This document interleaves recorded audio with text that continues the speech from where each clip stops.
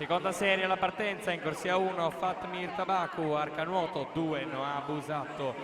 nuoto mira, corsia 3 Franco Allegretta, Aquapolis, alla 4 Francesco Esposito, società nuoto Gemonese, corsia 5 Marco Bozzo, Piave nuoto, alla 6 Niccolò Kobliscek, centro nuoto Rosà, corsia 7 Tommaso Daviano Miari Fulcis, sportivamente Belluno.